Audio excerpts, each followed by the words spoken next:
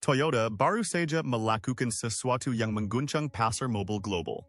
Ketika dunia sedang berlomba-lomba menuju kendaraan listrik, Toyota telah memainkan kartu yang bahkan mengejutkan raksasa seperti Elon Musk.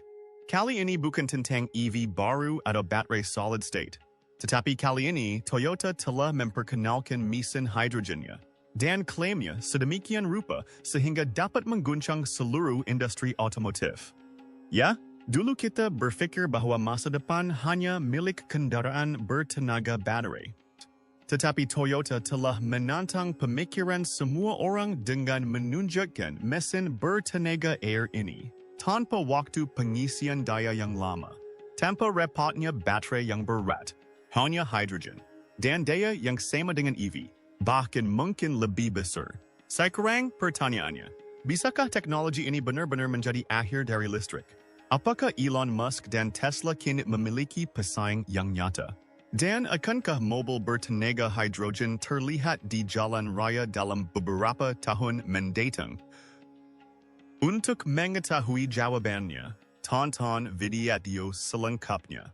Namun sebelum itu, biar kalian kenal di agar setiap berita teknologi terbaru sampai kepada Anda terlebih dahulu. Pengumuman besar Toyota. Apa mesin baru ini? Toyota baru-baru ini membuat pengumuman yang mengejutkan para pakar otomotif di seluruh dunia. Ketika semua orang berlomba-lomba menuju kendaraan listrik, membangun stasiun pengisian daya, dan meningkatkan teknologi baterai. Saat itu, Toyota telah mengambil jalan yang sama sekali berbeda. Mereka bertaruh pada hidrogen, bukan baterai, dan beriksa hanya sebatas kata-kata. Mereka telah menunjukkan kepada dunia sebuah mesin yang melampaui bensin dan diesel, sekaligus menjadi pesaing langsung bagi EV bertenaga baterai. Sekarang pertanyaannya, apa sebenarnya mesin baru ini? Toyota menamainya mesin pembakaran hidrogen. Artinya, mesin yang menghasilkan tenaga dengan membakar hidrogen, alih-alih bensin, dan mungkin berpikir bukan kendaraan listrik. Tetapi kenyataannya emisinya mendekati nol. Tidak ada emisi karbon dioksida di dalamnya. Hanya sedikit uap air biasa yang keluar, yaitu uap, dan yang paling menakjubkan, mesin ini tidak bekerja senyap seperti baterai, melainkan dengan suara seperti mobil konvensional. Artinya, mereka yang tergila-gila dengan mobil tangguh pun akan menikmatinya. Toyota menyatakan bahwa mesin ini telah diuji pada mobil performa tinggi seperti GR Yaris dan GR Corolla. Kini, mereka telah menyempurnakan formula dan teknologinya agar dapat diproduksi massal di masa mendatang. Mesin yang diuji Toyota adalah mesin 3 silinder, 1.6 liter berbahan bakar hidrogen. Tenaganya disebut-sebut mencapai sekitar 261 tenaga kuda, setara dengan mobil sport performa tinggi manapun. Artinya, tenaganya tidak kalah dari mobil listrik dalam hal apapun. Toyota mengklaim mesinnya begitu cepat dan responsif, sehingga performanya tetap tangguh bahkan di arena balap. Sekarang saatnya membahas jangkauannya. Seberapa jauh mobil ini dapat melaju setelah mengisi hidrogen sekali? Mobil hidrogen Toyota saat ini, Mirai, dapat melaju sekitar 600 hingga 650 km dengan tangki penuh. Teknologi yang sama juga digunakan pada mesin barunya. Artinya, mobil ini terbukti jauh lebih baik daripada EV manapun untuk jarak jauh, karena tidak perlu diisi daya selama berjam-jam. Dan juga tidak akan ada ketegangan terkait jarak tempuh. Cukup isi dayanya di stasiun pengisian hidrogen seperti pompa bensin dan langsung bisa melaju. Biar bicara tentang fitur-fiturnya, Toyota menciptakan mesin ini khusus bagi mereka yang tidak ingin kehilangan sensasi kecepatan, tenaga, dan suara. Kendaraan listrik memang sangat senyap, tetapi mesin hidrogen ini menghasilkan suara dan sensasi layaknya mobil balap. Artinya, bagi mereka yang menganggapnya sebagai kesenangan berkendara yang sesungguhnya, ini bisa menjadi pilihan yang sempurna. Pertanyaan besarnya, apakah ini hanya prototipe atau akan diluncurkan untuk umum? Jadi, jawabannya agak di antara keduanya. Mesin ini belum sepenuhnya siap untuk produksi massal.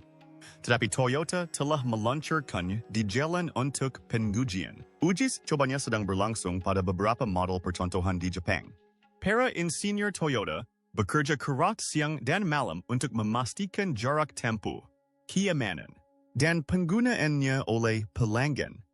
Perusahaan menyatakan bahwa segera setelah jumlah stasiun hidrogen meningkat dan pemerintah mendukung teknologi ini, mesin ini akan mulai dipasang di sejumlah besar kendaraan.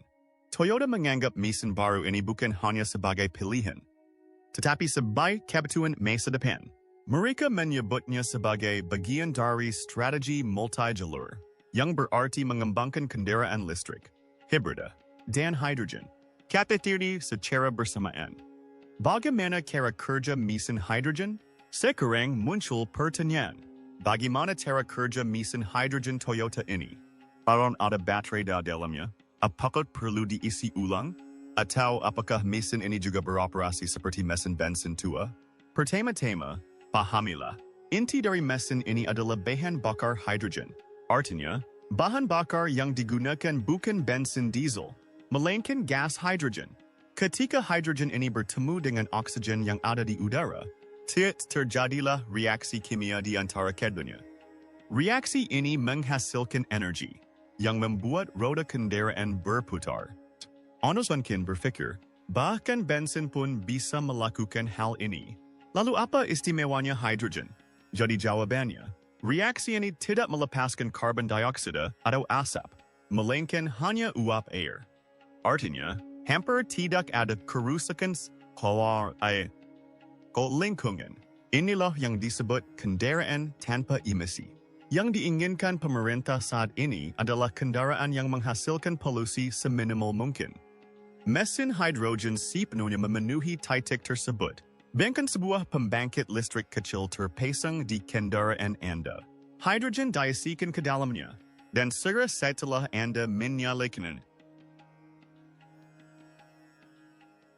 hidrogen dan oksigen bergabung, dan itu menciptakan ledakan kecil atau reaksi listrik. Listrik ini mengalir ke motor, dan kendaraan Anda bergerak maju. Sekarang muncul pertanyaan, apa bedanya dengan kendaraan listrik bertenaga baterai? Jadi, EV sudah memiliki baterai besar yang terpasang, seperti baterai ponsel. Hanya saja ukurannya jauh lebih besar. Anda mengisi dayanya di rumah, atau di stasiun pengisian daya. Saat Anda berkendara, listrik yang tersimpan tersebut mengalir ke motor dan menjalankan kendaraan. Namun, kendaraan hidrogen tidak memiliki baterai, atau ukurannya sangat kecil. Itu memiliki sesuatu yang istimewa yang disebut sel bahan bakar. Nah, sel bahan bakar inilah yang melakukan keajaiban yang sesungguhnya. Pahami sel bahan bakar seperti ini. Seperti ruang reaksi kecil. Hidrogen masuk dari satu sisi, air dan udara, yaitu oksigen. Dari sisi lainnya, keduanya masuk dan bertemu. Sel bahan bakar langsung menghasilkan listrik dari reaksi tersebut, yang langsung menggerakkan motor. Artinya, tidak perlu repot mengisi daya. Tidak perlu menunggu baterai. Cukup isi hidrogen dan langsung jalan. Keuntungannya adalah waktu pengisian ulang yang sangat singkat. Cukup isi hidrogen seperti mengisi bensin. Tangki akan penuh dalam 3 hingga 5 menit. Dan mobilnya siap melaju sejauh 600 km lagi. Sekarang, mobil listrik membutuhkan waktu yang lama. Bahkan, jika Anda mengisi daya dengan pengisi daya cepat, pengisian dayanya tetap membutuhkan waktu 30 hingga 60 menit. Dan di rumah, Oirdang Anda harus mengisi daya selama 6 hingga 8 jam. Perbedaan lainnya adalah jangkauannya, yaitu seberapa jauh mobil akan melaju dengan satu tangki penuh atau pengisian penuh. Kendaraan listrik seringkali menempuh jarak 300 hingga 500 km, kecuali model yang mahal. Namun, mobil hidrogen dapat dengan mudah melaju hingga 600 hingga 700 km tanpa penurunan daya. Sekarang Anda mungkin bertanya, apakah mobil ini mengeluarkan suara? Jawabannya, ya. Mesin hidrogen ini terkadang mengeluarkan suara yang sama dengan mesin bensin. Tari aman jika menggunakan mesin hidrogen berbasis pembakaran. Beberapa kendaraan hidrogen beroperasi senyap kendaraan listrik sel bahan bakar. Namun, beberapa, seperti model GR Toyota, sengaja mempertahankan suara balap agar berkendara tetap menyenangkan. Sekarang, pertanyaan terbesarnya, bagaimana dengan keselamatan? Karena hidrogen adalah gas, dan orang-orang menganggap gas berarti bahaya. Namun, perusahaan seperti Toyota telah berupaya meningkatkan keamanannya selama bertahun-tahun. Tangkinya dibuat sedemikian rupa sehingga tetap aman bahkan dalam kecelakaan atau kebakaran apapun. Lagi pula, risiko hidrogen tidak lebih besar daripada bensin atau diesel jika teknologinya tepat. Mesin hidrogen tadi hanya bertenaga, terdapat ramah lingkungan dan nyaman bagi pengguna. Anda tidak perlu khawatir tentang pengisian daya yang lama. Tidak ada kekhawatiran tentang jangkauan, dan teknologinya juga sepenuhnya merupakan teknologi masa depan. Waya layak daripada kendaraan listrik. Saat ini, ketika perusahaan-perusahaan di seluruh dunia berlomba-lomba mengembangkan kendaraan listrik, Tesla, BYD, Hyundai, semuanya berfokus pada baterai. Toyota telah memilih jalur yang berbeda. Mereka telah memutuskan untuk membawa mesin hidrogen ke garda terdepan dalam industri kendaraan listrik. Sekarang muncul pertanyaan, mengapa? Apakah hidrogen benar-benar lebih baik daripada kendaraan listrik? Apakah Toyota melihat sesuatu yang tidak dapat dilihat oleh perusahaan lain? Sebenarnya, Toyota yakin bahwa jalur kendaraan listrik tidak akan sama untuk semua negara dan semua orang. Di daerah dengan ketersediaan listrik yang sangat baik, kendaraan listrik (EV) merupakan pilihan yang baik. Namun, di daerah dengan ketersediaan listrik yang terbatas atau infrastruktur pengisian daya yang sangat lemah, EV mungkin kurang efektif. Dalam situasi seperti ini, hidrogen dapat menjadi alternatif, bahkan mungkin lebih cerdas. Pertama-tama, mari kita bahas waktu pengisian daya versus waktu pengisian ulang bahan bakar. Pengisian daya EV hingga penuh membutuhkan waktu setidaknya 30 menit hingga 1 jam. Bahkan jika ada pengisi daya cepat. Dan jika Anda mengisi daya dengan lambat di rumah, biasanya dibutuhkan waktu 6 hingga 8 jam. Namun, kendaraan hidrogen tidak memiliki kerumitan ini. Pengisian gas hidrogen sama seperti bensin atau solar, dan seluruh tangki terisi hanya dalam 3 hingga 5 menit. Artinya, Anda pergi pom bensin, mengisi hidrogen, lalu pergi, sama seperti mobil bensin zaman dulu.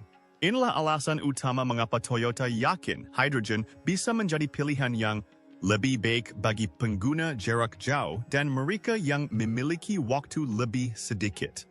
Hidrogen lebih praktis untuk truk, bus, atau mobil jarak jauh yang setiap menitnya sangat berharga. Sekarang, isu kedua adalah perbandingan jangkauan. Kendaraan listrik saat ini dapat menempuh jarak sekitar 300 hingga 500 km dengan sekali pengisian daya penuh. Bicara berapa model premium EV mencapai jarak hingga 600 km. Namun, itu hanya melakukan sasaran baterainya baru dan rutenya benar-benar lurus. Namun, begitu baterainya tua atau rutenya berbukit, jangkauannya berkurang. Kendaraan hidrogen seperti Toyota Mirai dapat dengan mudah menempuh jarak sekitar 600 hingga 650 km dengan tangki hidrogen penuh. Angka ini lebih stabil daripada kendaraan listrik, karena pengaruh suhu di dalamnya lebih rendah dan tidak ada penurunan tegangan muatan. Hidrogen tampaknya selangkah lebih maju dalam hal jangkauan. Masalah besar ketiga adalah penggantian baterai versus sistem hidrogen. Komponen paling mahal dan sensitif dalam kendaraan listrik adalah baterainya. Baterai ini mulai kehilangan kapasitasnya dalam 6 hingga 8 tahun. Dan ketika perlu diganti, biayanya terkadang lebih dari 2 hingga 3 lakh rupiah. Inilah alasan mengapa banyak orang ragu membeli EV karena mempertimbangkan biaya perawatan dan baterai. Saat ini, kendaraan hidrogen memiliki sel bahan bakar yang menghasilkan listrik. Namun, menggantinya tidak semahal dan sesulit mengganti baterai. Dan karena tidak menyimpan baterai, tetapi menghasilkan daya dari reaksi langsung, masa pakainya lebih panjang. Ini berarti lebih sedikit perawatan dan lebih banyak manfaat dalam penggunaan jangka panjang. Faktanya, Toyota selalu mengatakan satu hal. Gagasan satu solusi untuk semua tidak akan berhasil. Setiap negara, setiap wilayah, setiap pengguna memiliki kebutuhan yang berbeda. Dan itulah mengapa Toyota mengadopsi strategi multi-jalur, yaitu menggarap kendaraan listrik, hibrida, dan hidrogen, kaisarnya secara bersamaan. Kendaraan listrik tersedia di wilayah dengan infrastruktur kelistrikan yang kuat. Hibrida tersedia bagi mereka yang belum siap untuk perubahan instan. Dan hidrogen tersedia untuk wilayah yang membutuhkan jarak jauh, beban berat, atau pengisian bahan bakar cepat. Seperti truk, bus, taksi, atau kendaraan yang melaju di daerah perbukitan. Taruhan Toyota ini memang agak panjang. Tidak penuh kebijaksanaan. Beritahu perlu waktu untuk mengadopsi hidrogen di seluruh dunia. Saat ini, hanya ada sedikit stasiun hidrogen. Memproduksi gas memang mahal. Namun, seiring dengan semakin murahnya teknologi dan dukungan pemerintah, daya cengkeram hidrogen juga akan semakin kuat. Jadi, jika Anda bertanya, apa hidrogen lebih baik daripada listrik? Jawabannya sederhana. Tergantung penggunaannya.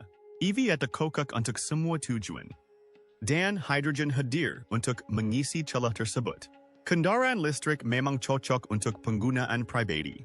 Namun, hidrogen terbukti lebih baik untuk transportasi umum, jarak jauh, atau kendaraan berat. Fokus Toyota juga sama. Keseimbangan. Tidak menolak EV sepenuhnya atau menganggap hidrogen sebagai satu-satunya solusi. Namun, menciptakan sistem yang lebih cerdas dengan menggabungkan keduanya. Tantangan besar hidrogen. Apakah praktis untuk semua orang? Meskipun perusahaan besar seperti Toyota menyebut mesin hidrogen sebagai teknologi masa depan. Namun, satu pertanyaan muncul di benak semua orang. Apakah teknologi ini benar-benar praktis? Akankah teknologi ini cocok untuk setiap negara, setiap orang? Dan jika ya, mengapa teknologi ini belum begitu umum saat ini? Mari kita bahas secara gamblang dan langsung. Terbesar teknologi hidrogen, dan bagaimana cara mengatasinya. Masalah pertama dan terbesar adalah memproduksi hidrogen. Hidrogen tidak tersedia langsung dari udara atau tanah. Hidrogen diekstraksi melalui proses khusus. Proses tersebut, yaitu elektrolisis, menembuskan banyak listrik. Ini berarti kita memecah air dan mengekstrak hidrogen darinya. Namun, begitu banyak listrik yang dihabiskan dalam keseluruhan proses ini, membuat hidrogen murah menjadi sangat sulit saat ini. Inilah alasan mengapa saat ini bahan bakar untuk mobil hidrogen sangat mahal dibandingkan dengan pengisian daya kendaraan listrik. Misalnya, biaya pengisian daya kendaraan listrik hingga penuh adalah 200 hingga 300 rupiah. Mengisi penuh tangki mobil hidrogen terkadang bisa mencapai 1.000 hingga 1.500 rupiah. Toyota, Hyundai, dan perusahaan lainnya sedang berupaya lebih lanjut untuk mengembangkan hidrogen hijau, yaitu hidrogen yang diproduksi dari energi matahari atau angin. Hal ini juga akan mengurangi biaya produksi dan juga ia akan lebih ramah lingkungan. Namun, saat ini, teknologi ini masih dalam tahap awal. Masalah besar lainnya adalah penyimpanan hidrogen. Hidrogen saat ini bukan lagi gas biasa. Hidrogen sangat ringan, tetapi sekaligus dapat meledak jika tidak ditangani dengan benar. Itulah sebabnya tangki bertekanan tinggi dibuat untuk menyimpan hidrogen. Tangki-tangki ini harus dibuat sedemikian rupa sehingga gas tidak akan bocor. Bahkan jika terjadi kebocoran, tabrakan, atau kecelakaan. Dan, saudara, membuat benda seperti itu tidak murah. Selain itu, stasiun pengisian hidrogen juga harus dibangun dengan teknologi yang sangat khusus. hal-hal seperti alarm keselamatan, detektor panas, dan pipa khusus selalu dibutuhkan. Dan inilah alasan mengapa membangun stasiun hidrogen jauh lebih mahal daripada stasiun pengisian daya kendaraan listrik.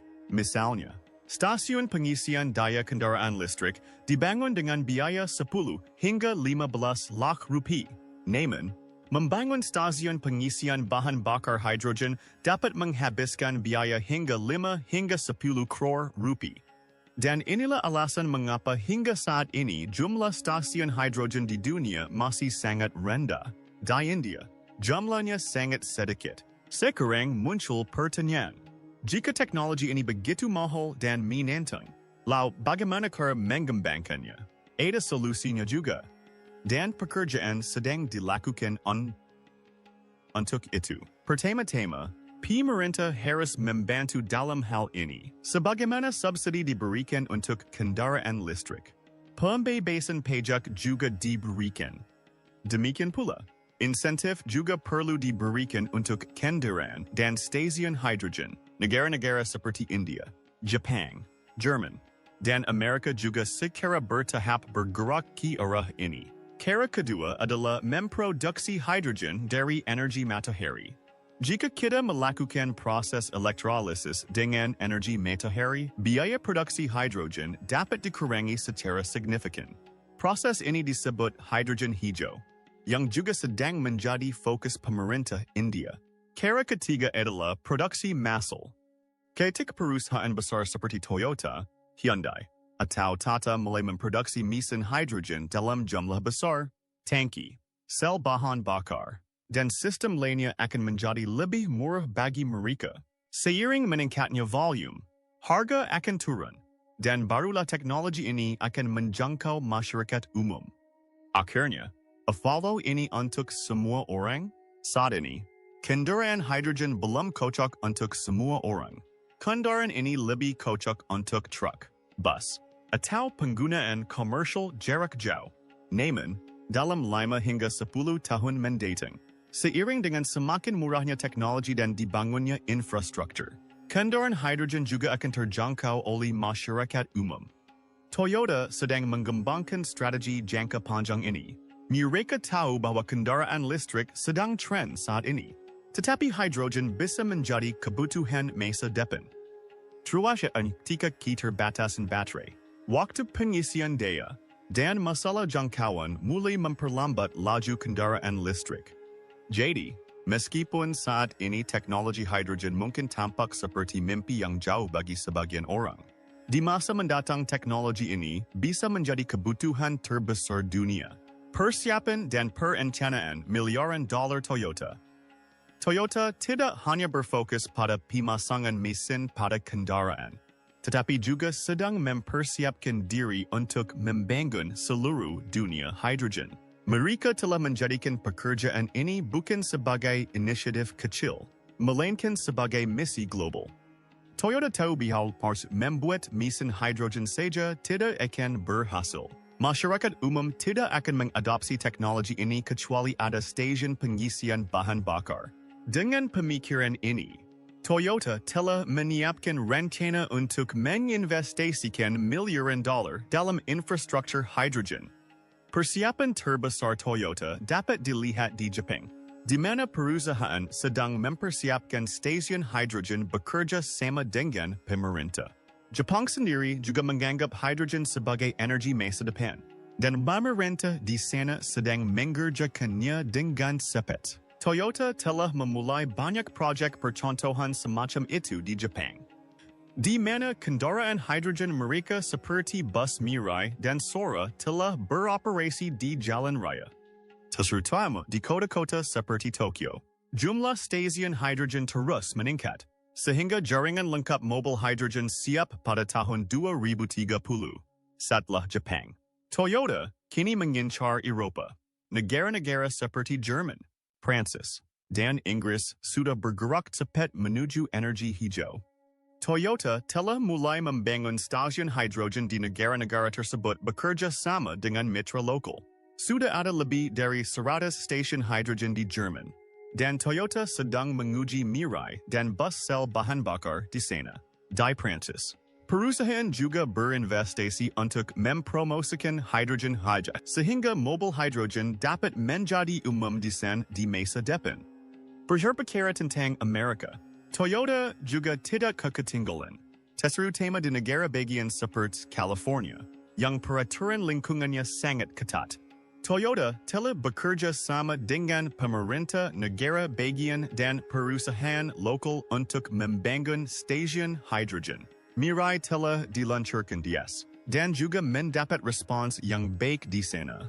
Tujuan Toyota adalah menciptakan jaringan stasiun hidrogen yang membentang dari pantai barat Amerika hingga pantai timur, yang dapat mempermudah perjalanan jarak jauh. Fokus perusahaan terutama pada kota-kota seperti Los Angeles, San Francisco, dan San Diego. Toyota juga baru-baru ini menyatakan sedang mempertimbangkan untuk memperluas teknologi hidrogen di negara-negara Asia lainnya seperti Korea dan India. Saat ini, stasiun hidrogen di India masih sangat sedikit, tetapi pemerintah telah memberikan isyarat penting dengan meluncurkan misi hidrogen hijau nasional. Toyota juga bekerja sama dengan pemerintah untuk menghadirkan kendaraan dan bus sel bahan bakarnya di India dalam beberapa tahun mendatang.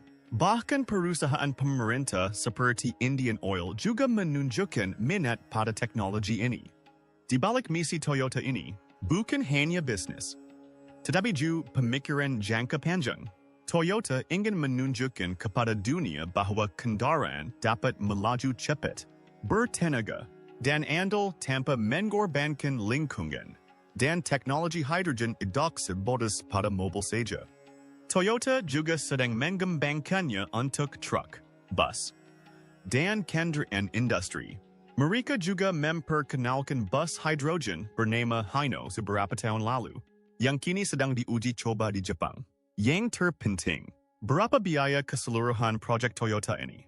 Jadi, menurut laporan, Toyota sejauh ini telah menginvestasikan sekitar $70 miliar, sekitar 5,5 lakh crore rupiah, dalam penelitian hidrogen, pengembangan stasiun, dan investasi global. Dan jumlah ini tidak akan berhenti sekarang. Dalam 5 hingga 10 tahun mendatang, Toyota akan berinvestasi lebih banyak di sektor ini, agar teknologi hidrogen dapat dibuat semudah dan seumum kendaraan listrik di seluruh dunia. Ketika Toyota mengembangkan mesin hidrogennya, hal itu menggemparkan industri otomotif di seluruh dunia. Inilah masa ketika semua perusahaan berlomba-lomba menuju kendaraan listrik.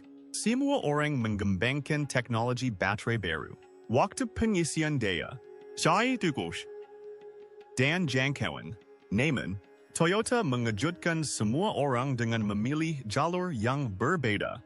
Mereka dengan jelas mengatakan, kita tidak bisa hanya mengandalkan EV. Kita juga harus mengembangkan hidrogen. Dan pemikiran ini memaksa seluruh industri untuk berpikir. Efek pertama dari mesin ini adalah perusahaan-perusahaan yang sebelumnya menganggap hidrogen sebagai lelucon, kini mulai menganggapnya serius. Terutama perusahaan-perusahaan besar di Eropa dan Asia, seperti BMW, Hyundai, dan bahkan perusahaan-perusahaan Amerika, kini mengamati langkah Toyota dengan saksama. Pemikiran Toyota bahwa kebutuhan setiap pelanggan tidak sama telah menjadi arah baru bagi industri global. Artinya, kini telah diterima bahwa kendaraan listrik bukanlah satu-satunya pilihan, dan pilihan seperti hidrogen juga diperlukan. Teknologi Toyota ini telah mendorong pemerintah untuk berpikir.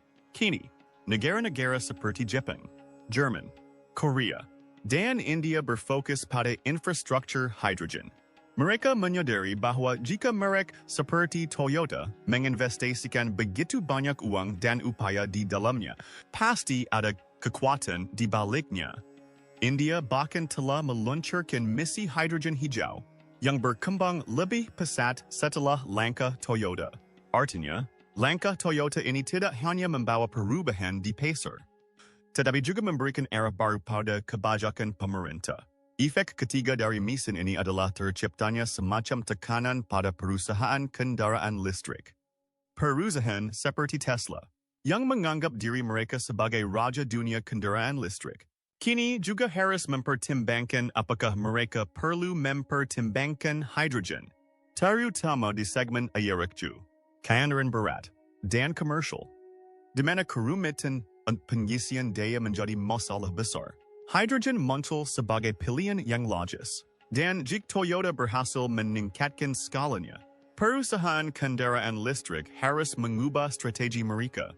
Mesin hidrogen Toyota ini mendobrak anggapan lama di industri otomotif. Sebelumnya, diyakini bahwa masa depan berarti kendaraan listrik dan kendaraan listrik berarti baterai. Tetapi kini hidrogen telah muncul sebagai pesaing yang kuat. Dan yang istimewa, Toyota tidak memasuki bidang ini hanya untuk pamer, melainkan dengan riset dan uji jalan yang menyeluruh. Dengan memasang sistem hidrogen pada model seperti GR Yaris dan Mirai, mereka telah membuktikan bahwa teknologi ini tidak hanya as di mobil, tetapi juga di arena balap dan jalan raya. Dampak utama keempat dari teknologi ini adalah kini perusahaan otomotif membagi rencana pengembangan mesin mereka menjadi dua bagian. Satu berfokus pada baterai dan yang lainnya pada hidrogen. Ini telah menjadi semacam strategi jalur ganda yang sebelumnya tidak pernah menjadi tren sebesar ini. Kini, berbagai perusahaan mulai menginvestasikan dana mereka tidak hanya pada kendaraan listrik, tetapi pada penelitian hidrogen. Hal ini akan mempercepat perkembangan teknologi, meningkatkan persaingan, dan memberikan lebih banyak pilihan bagi pelanggan. Mesin Toyota merupakan secercah harapan, terutama bagi negara-negara dengan ketersediaan listrik rendah atau jaringan listrik yang sangat lemah, seperti negara-negara Afrika, pedesaan India, atau sebagian Amerika Selatan. Sulit untuk mengoperasikan kendaraan listrik di sana.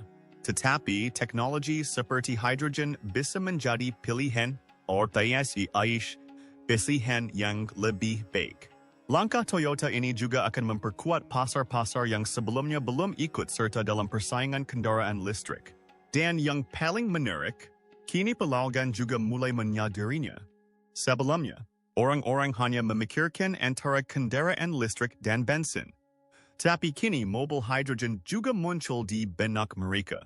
Di media sosial, berita, dan platform seperti YouTube, orang-orang mulai berdiskusi tentang apakah kita harus benar-benar bergantung pada stasiun pengisian daya atau teknologi lain seperti hidrogen juga bisa menjadi pilihan yang tepat.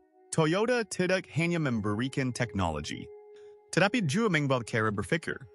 Mesin Toyota ini bukan sekadar model mobil baru, melainkan momen yang akan mengubah cara berpikir dan bekerja industri otomotif. Hal ini membuka pintu bagi mereka yang menginginkan polusi yang lebih rendah, lara jangkauan yang lebih jauh, dan pengisian bahan bakar yang lebih cepat. Semua yang belum sepenuhnya ditawarkan oleh kendaraan listrik.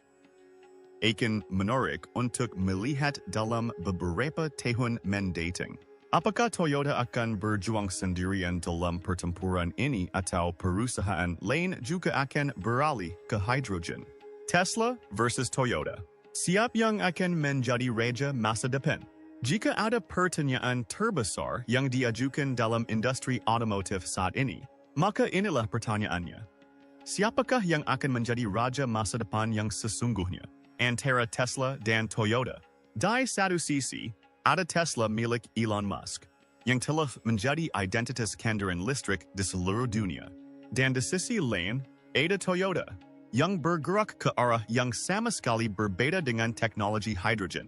Keduanya memiliki pemikiran yang sangat berbeda. Keduanya memiliki jalur yang sangat berbeda, tetapi tujuannya sama, yaitu menguasai kendaraan masa depan. Strategi Tesla jelas, yaitu membawa seluruh dunia pada kendaraan bertenaga baterai. Mayori membayun kendaraan seperti perangkat lunak, mengirimkan pembaruan OTA, dan dengan cara tertentu menjadikan EV sebagai produk teknologi. Fokus. Elon Musk adalah meningkatkan skala dengan cepat. Membuka pabrik raksasa. Membuat baterai lebih murah dan mulai menjual jutaan kendaraan setiap tahun. Bagi Tesla, EV bukan sekadar kendaraan, melainkan sebuah ekosistem yang utuh. Jaringan pengisian daya, penyimpanan energi, panel surya, semuanya saling terhubung. Pemikiran Toyota sedikit lebih tradisional, tetap sangat mendalam. Toyota yakin bahwa menjalankan kendaraan listrik di seluruh dunia belum praktis saat ini. Jika terjadi masalah listrik, atau pengisian daya membutuhkan waktu berjam-jam, teknologi hidrogen atau hibrida saya syukur mereka lebih masuk akal daripada EV. Inilah alasan mengapa Toyota bergerak di 3 jalur secara bersamaan, EV, hibrida, dan hidrogen. Toyota tidak memaksakan seluruh dunia pada jalur yang sama, tetapi memberikan pilihan sesuai dengan masing-masing pasar dan indela kekuatan sejais. Shan mawasak penjatinaya.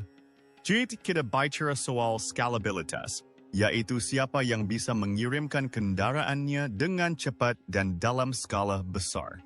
Persaingannya pun ketat. Tesla memang berpengalaman menjual mobil dengan cepat. Tetapi jaringan manufakturnya masih terbatas di negara-negara tertentu. Di sisi lain, Toyota sudah memiliki pabrik, dealer, FAA, dan rantai pasokan di seluruh dunia, baik di Amerika, Eropa, India, Afrika, maupun Amerika Selatan. Toyota hadir di mana-mana. Jika mulai memproduksi kendaraan hidrogen besok, mereka dapat memasarkan jutaan unit dalam beberapa bulan. Sekarang pertanyaannya, bisakah Toyota benar-benar mengalahkan Elon Musk? Jawabannya adalah, jika teknologi hidrogen menjadi murah dan umum, maka ya. Tesla memiliki keyakinan penuh pada dunia kendaraan listriknya, tetapi selalu menganggap hidrogen sebagai lelucon. Elon Musk bahkan menyebutnya sel bodoh, yang berarti sesuatu yang tidak berguna. Namun, setelah Toyota menerapkannya, dan banyak negara berinvestasi di dalamnya. Tidak salah, tidak Elon Musk harus berpikir ulang.